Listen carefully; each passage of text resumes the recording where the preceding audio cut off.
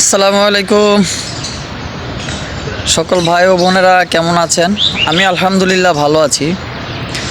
দেখতে দেখতে আমাদের রমজান মাস চলে যাচ্ছে। সবাই অনেক আনন্দিত, খুবই খুশি। সবার মনেই ঈদের হাওয়া বইছে। অনেকেই প্রস্তুতি নিয়েছে, বাড়িতে যাবে, ঈদের শপিং করেছে। যাক, আলহামদুলিল্লাহ ভালো। বছরে একটা দিন আসে ঈদ করার জন্য, অনেক ফ্যামিলির সাথে মেলার জন্য। তো একটা জিনিস কি, আমরা আসলে মাটির উপরে যারা আছি তারা তো খুব আনন্দিত এবং উচ্ছ্বাসিত, কবে ঈদ হবে, কবে ঈদ হবে। তো এই যে রমজান মাস আমাদের মাছ থেকে হারিয়ে যাচ্ছে, জানি না আর কখনো এই রমজান মাস ফিরে পাবো কি না, উপরওয়ালাই ভালো জানে।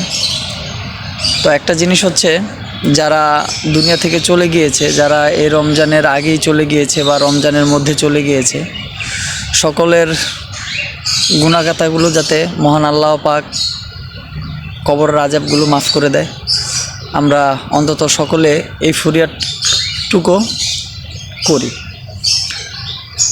এবং যে যেখান থেকেই দেখছেন বা যারাই বাড়ির উদ্দেশ্যে যাচ্ছেন বা বাড়িঘরে যাবেন, তো তাদের জন্য অনেক অনেক শুভকামনা, দোয়া ও ভালোবাসা রইল। তার মাঝে যারা অনেকেই আছে আমাদের মাঝে, আমাদের ফেসবুক ফ্রেন্ড, এবং ফেসবুকে আমাদের আসলে অনেক সম্পর্ক গড়ে উঠেছে, তাদের অনেকেরই অনেক আত্মীয় স্বজন এই মাসেই অনেকে হারিয়েছে।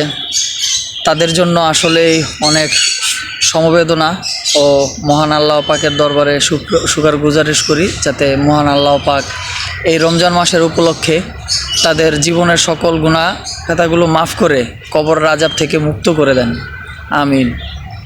এবং যাদের বাবা মা, ভাই বোন, আত্মীয় স্বজন সকলেই অনেকেই আছে অসুস্থতা ভুগছেন, আল্লাহ তাআলা যাতে এই রমজান মাস উপলক্ষে তাদেরকে শেফা দান করে এবং খুবই দ্রুত তাদেরকে সুস্থতা দান করে দেয়, আমিন। তো কে কবে আসবে, আবার কবে কার কোন কাজে ফিরবে সেটা বলা বাহুল্য।